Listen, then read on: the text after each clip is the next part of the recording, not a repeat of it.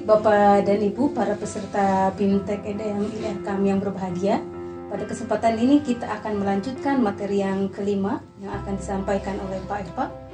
Pada Pak Eva dipersilakan, apa materinya Pak Eva? Materinya adalah 9 kata kunci moderasi beragama. Baik, silakan Pak Eva. Terima kasih. Para peserta BIMTEK EDN IRKAM yang berbahagia, saya akan menjelaskan 9 kata kunci moderasi beragama. Sesuai dengan namanya, 9 kata kunci, ada 9 poin, dan ini merupakan kunci bagaimana mengukur ataupun menilai seseorang itu moderat atau tidak moderat. Bila memenuhi 9 kata kunci ini, maka ia bisa disebut sebagai seorang yang moderat. Apa itu 9 kata kunci moderasi beragama? Sesungguhnya ini sudah dipelajari dalam materi sebelumnya ketika Anda mempelajari konsep moderasi beragama. Di sana ada definisi dan juga di sana ada indikator moderasi beragama. Dari definisi dan indikator moderasi beragama itulah kemudian digabung menjadi satu, yaitu di breakdown ada 9 kata kunci moderasi beragama yang terdiri 1, kemanusiaan, itu ada di definisi moderasi beragama. Kemudian kemaslahatan umum, adil, berimbang, taat konstitusi. 5 ini ada dalam definisi moderasi beragama. Silahkan cek kembali definisi moderasi beragama. Di sana akan terkandung 5 kata kunci ini.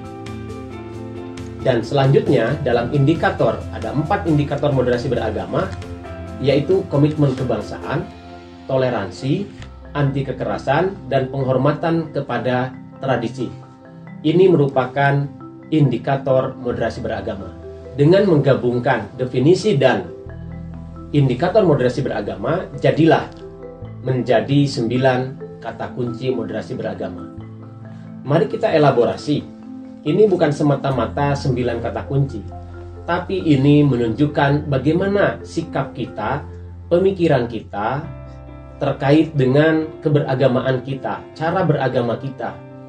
Bila yang 9 ini terkonfirmasi tidak bertolak belakang ataupun linier kompatibel dengan 9 tersebut, maka kita termasuk orang yang memiliki kepribadian atau cara pandang atau sikap atau perilaku yang moderat. Namun sebaliknya, bila tidak terpenuhi, maka tingkat moderasi keberagamaan kita itu juga patut dipertanyakan. Dan kalau kita hubungkan dengan landasan teologis, 9 kata kunci ini pun memiliki landasan teologis ataupun dalil agama. Dan ini merupakan kata kunci yang bersifat generik, yang bersifat umum, merupakan pokok-pokok ajaran agama, intisari ajaran agama. Karena dalam agama kita, meskipun kita misalnya tidak terlalu mendalami dalil-dalil baik akli maupun nakli secara komprehensif, luas dan mendalam, tapi kita juga bisa mengetahui secara common sense bahwa ke-9 ini itu merupakan tuntutan dalam kehidupan keberagamaan dan keberagaman kita. Coba kalau kita hubungkan pun dengan dalil-dalil agama, itu akan ketemu benang merahnya. Bukan sesuatu yang tiba-tiba atau ujug-ujug muncul, tapi ada benang merahnya dengan ajaran agama. Misalnya, 1, kemanusiaan. Apa benang merahnya atau kaitannya, relasinya dengan ajaran agama? Jelas. Ajaran agama sangat menjunjung tinggi kemanusiaan. Dalam Al-Quran disebutkan, man qatala nafsam bighairi nafsin aw fasadin fil ardi faka'annama qatalan nasa jami'a. Barang siapa membunuh tanpa hak satu orang manusia pun, itu seperti kita membunuh seluruh umat manusia. Saking besarnya dosa membunuh manusia, itu sama dengan membunuh seluruh umat manusia. Artinya kita sebagai umat Islam harus memiliki sense terhadap kemanusiaan. Siapapun ia, terhadap binatang pun kalau kita menolong, termasuk binatang yang dianggap najis seperti anjing, kalau kita menolong, kita memberikan minum ketika ia haus atau makan ketika ia lapar, itu akan menyebabkan kita masuk surga, dan itu diceritakan oleh Rasulullah SAW. Apalagi kepada manusia. Di sini manusia tidak disebutkan agamanya, sehingga mari kita pertebal kemanusiaan ini terhadap sesama, dan itu adalah salah satu kata kunci moderasi beragama. Yang kedua, kemaslahatan umum. Coba kita lihat dalam agama kita, bagaimana agama sangat menjunjung tinggi kemaslahatan, menghindari kemudorotan untuk diri sendiri, kemudorotan untuk orang lain, kemudorotan untuk sesama, itu semua harus dihindari. Nah, karena itu maka kita harus selalu menciptakan yang maslahat, jangan yang mudorot. Dalam Al-Quran disebutkan, man amila shalihan min dzakarin aw untha wa huwa mu'min falunuhyiyannahu hayatan thayyibah. Barang siapa berbuat kemaslahatan, baik laki-laki maupun perempuan, maka ia akan mendapatkan penghidupan ataupun balasan atas kemaslahatan yang ia lakukan. Bahkan dalam hadis jelas sekali, khairun nas anfa'uhum linnas. Sebaik-baik manusia itu yang bermanfaat untuk yang lain, yang memberikan kemaslahatan untuk yang lain. Yang ketiga, adil. Kita tengok banyak sekali dalil-dalil tentang perintah keadilan. I'dilu huwa aqrabu littaqwa. Bersikap adillah. Itu akan lebih mendekatkan kita kepada takwa.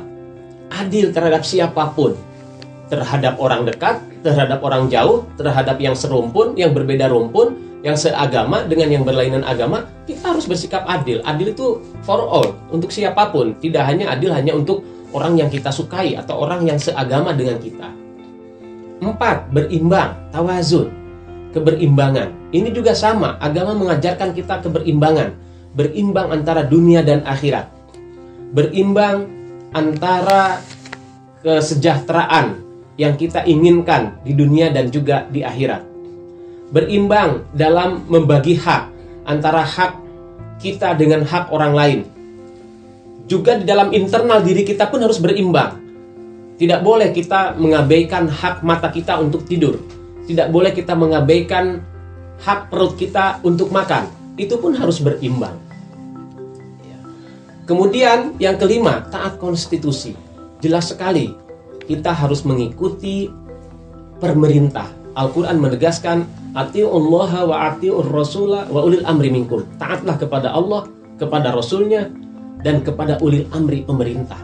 Konstitusi itu adalah merupakan sebuah undang-undang tertinggi yang kita harus taati sebagai bagian dari kita berbangsa dan bernegara. Kemudian yang keenam, komitmen kebangsaan. Dalam komitmen kebangsaan ini pun sama. Ketika kita memiliki bangsa yang namanya Indonesia, kita harus cintai bangsa itu. Sebagaimana Rasulullah SAW mencintai Madinah. Rasul itu kalau bepergian ke daerah, kemudian pulang, ketika melihat kota Madinah sudah dekat, itu beliau bersegerakan ingin lebih cepat lagi datang ke Madinah karena saking cintanya kepada Madinah. Kalau beliau menunggangi hewan tunggangan pun dipercepat. Kuda ataupun unta pun dipercepat karena ia saking cintanya kepada Madinah. Karena itu kecintaan terhadap daerah itu dicontohkan, kecintaan terhadap tanah air itu dicontohkan oleh Rasulullah. Ya, kita pun sama harus mencintai tanah air kita. Yang ketujuh, toleransi. Jelas sekali kita harus menghargai agama lain. Dalam surat Al-Kafirun, lakum dinukum waliyadin. Bagimu agamamu, bagiku agamaku. Itu adalah ayat yang jelas-jelas mengharuskan kita bersikap toleran kepada yang lain. Anti kekerasan, begitu pula anti kekerasan. Sebelumnya sudah diutarakan bagaimana Rasul bersikap lembut. Bahkan Musa dan Harun kepada Fir'aun pun Allah perintahkan supaya bersikap lembut, tidak bersikap kasar. Faqula lahu qawlan layyina. Ucapkanlah, wahai Musa, kepada Fir'aun ucapan-ucapan yang lembut. Padahal kita tahu Fir'aun itu ngaku sebagai Tuhan. Beliau itu sangat keras ataupun sangat zalim terhadap penduduknya. Tapi tetap Allah perintahkan kepada Nabi Musa dan Nabi Harun untuk bicara dengan pembicaraan layyina, yang lembut, jangan keras, jangan kasar. Dan yang kesembilan adalah penghormatan kepada tradisi, di mana kita semua punya tradisi, punya kebiasaan, dan itu sebagai local wisdom, kebijakan lokal, kearifan lokal yang harus kita hargai. Mungkin berbeda dengan keyakinan kita, tapi itu tidak masalah. Tetap kita harus hargai, kita berikan tempat, kita toleransi. Apalagi dalam kaidah agama kita ada kaidah usuliyah yang berbunyi al-adatu muhakkamah. Adat itu, kebiasaan itu bisa menjadi hukum, bisa menjadi anutan. Karena itu ya, apabila ada yang nilai sisi-sisi baiknya, ya kita hormati. Itulah 9 kata kunci moderasi beragama. Bapak-bapak, ibu-ibu, para peserta BIMTEK bisa terus menggali dan memperkuat 9 kata kunci ini sesuai dengan telaahan kita, bacaan kita dari kitab suci kita, dari hadis Rasulullah SAW, agar firm kita ini siap untuk bermoderasi beragama, karena ternyata 9 kata kuncinya itu juga selaras dengan ajaran agama kita. Demikian, terima kasih atas perhatiannya. Selanjutnya saya serahkan kembali kepada host Bu Iha, dipersilakan. Pak Eva, jika muncul pertanyaan, dari 9 kata kunci moderasi beragama itu, apakah seluruhnya harus dimiliki atau cukup 1, 2 atau sebagian saja? Bagaimana Pak? Baik, terima kasih. Ya, 9 kata kunci ini harus secara total dimiliki oleh seorang yang moderat. Ukuran tingkatan moderasi beragama bergantung kepada bagaimana kita memiliki ke-9 kata kunci itu secara keseluruhan. Kalau sebagian, tentu itu bolong-bolong itu mengurangi tingkat kemoderatan kita. Apabila kemoderasian kita mau purna, maka ke-9 kata kunci itu harus kita miliki. Tentu dalam perkembangannya orang berbeda-beda tingkatannya, tapi kita harus berupaya bagaimana ke-9 kata kunci itu semuanya kita perkuat dan semakin kuat. Karena bukan hanya itu tuntutan dalam konteks kita bermasyarakat, bersosial, tapi juga dalam konteks beragama, karena sesungguhnya itu adalah perintah dari agama. Jadi Bu Iha harus ke-9-9-nya, tidak boleh hanya cukup beberapa sebagian saja, harus keseluruhan. Saya kira itu. Baik, terima kasih atas jawabannya Pak Eva. Sama-sama. Bapak dan Ibu peserta BIMTEK EDM dan IRKAM, demikian tadi pemaparan dari Pak Eva terkait 9 kata kunci moderasi beragama.